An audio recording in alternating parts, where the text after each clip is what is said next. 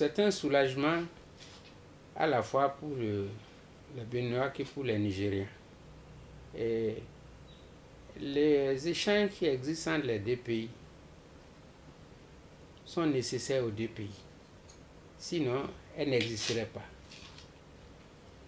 Et les phénomènes de contrebande sont souvent liés au fait que les statistiques officielles des États africains ne rendent pas compte des réalités de ces États-là. Ces statistiques présentent toujours des biais. C'est pour combler ces biais que s'instaurent le plus souvent les trafics que nous qualifions d'illicites. Donc ces trafics, quelle que soit leur nature, viennent compenser le déficit que la non-maîtrise des statistiques impose. Donc ça veut dire que c'est toujours utile à tout le monde, quelle que soit la manière de regarder cela. Donc la fermeture des frontières n'a pas supprimé cela, mais ça a modifié les conditions de ces échanges illicites. Et ces conditions ne sont pas toujours favorables à la fois aux exportateurs qu'aux importateurs. Donc, l'ouverture des frontières aujourd'hui va énormément faciliter les relations qui existent entre les deux pays, quelle que soit leur nature.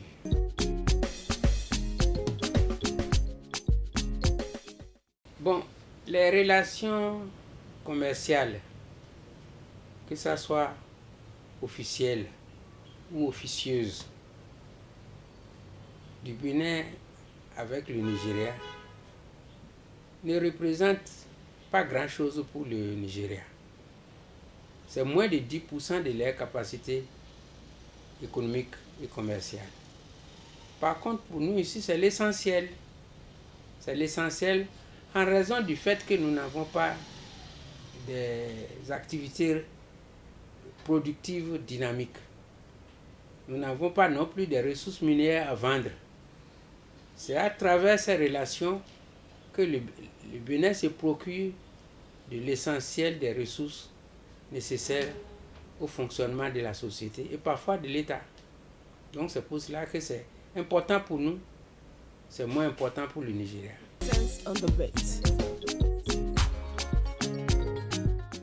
C'est la remise en cause des accords de libre-échange.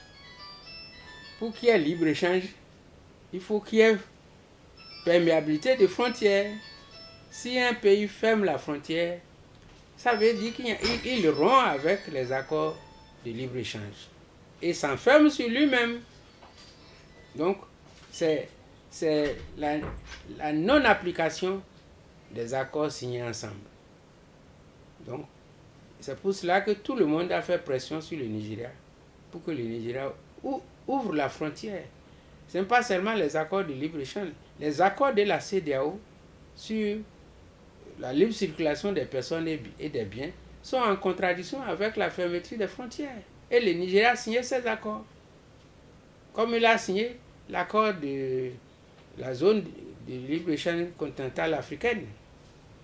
Donc, c'est des contradictions.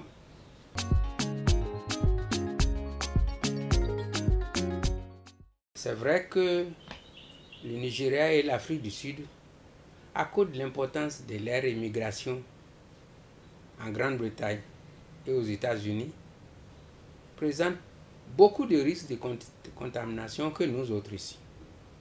Surtout pendant cette fête de fin d'année, beaucoup de Nigériens vont quitter la Grande-Bretagne et vont quitter les États-Unis pour rentrer au Nigeria. Donc les risques de contamination vont devenir très grands au Nigeria.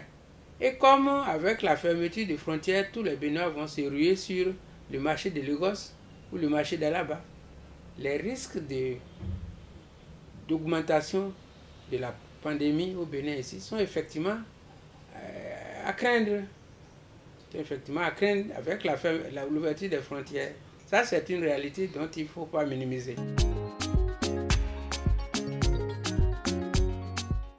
Ils ne pourront plus refermer la frontière à cause de la pandémie de Covid-19. parce que la réouverture actuelle vient de la pression des opérateurs économiques nigériens en raison de la grande récession dans laquelle est rentré actuellement le Nigeria. Rien ne marche sur le plan économique. Donc les gens ont demandé à Buhari de faire un geste pour soulager la souffrance des consommateurs nigériens. Parce que ce n'est pas seulement le Bénin qui a souffert de la fermeture des frontières, c'est les États voisins, notamment le Ghana. Le Ghana exporte vers le Nigeria beaucoup plus important que nous autres ici. Et la fermeture, et une bonne partie de leur économie est calquée sur les relations avec le Nigeria. Cette partie d'économie a énormément souffert de la frontière, de la fermeture de la frontière. Donc, vous voyez, et ça a compromis la facilité d'approvisionnement du Nigeria en denrées de première nécessité. Donc, et ça a ruiné beaucoup d'entreprises au Nigeria qui vivent du Nigeria. Comme exemple, Dangote a 2000 camions immatriculés au Nigeria et au Ghana qui font la navette entre le Nigeria et le Ghana. Depuis la fermeture des frontières, ces 2000 camions sont bloqués quelque part. C'est des manques à gagner énormes pour Dangote par rapport à ses relations avec le Ghana. Donc vous comprenez pourquoi la fermeture des frontières, quelles que soient les raisons qui les motivent, est une chose à ne pas souhaiter. Surtout lorsque on est militant des organisations régionales comme la CEDEAO et qu'on a signé les accords de libre-échange continental.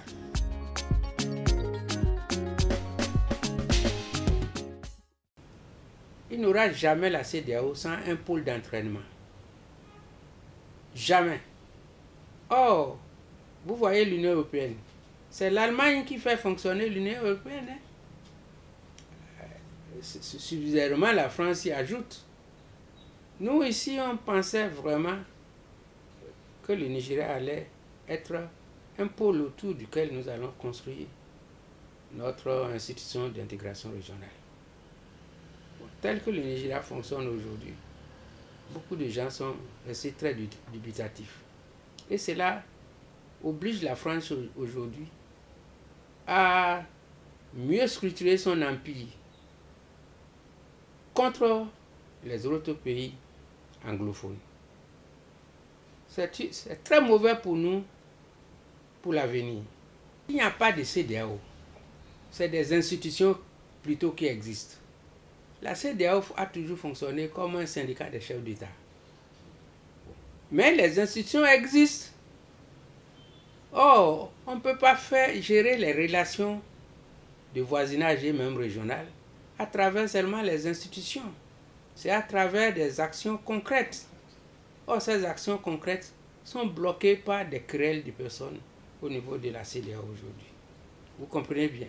Si bien que depuis 1975 que cette institution est née, elle a toujours pensé à la création d'une monnaie commune, sans laquelle on ne peut pas faire un marché intégré. Or, vous voyez, d'année en année, les perspectives de la création de cette monnaie commune s'évanouissent. Et on ne sait pas à quand elle sera réalisée. Surtout que depuis 2018, les francophones ont transformé les CFA en éco sans l'accord des anglophones. Donc ça veut dire que si cette mesure devient une réalité, la possibilité d'une monnaie unique s'est complètement évanouie.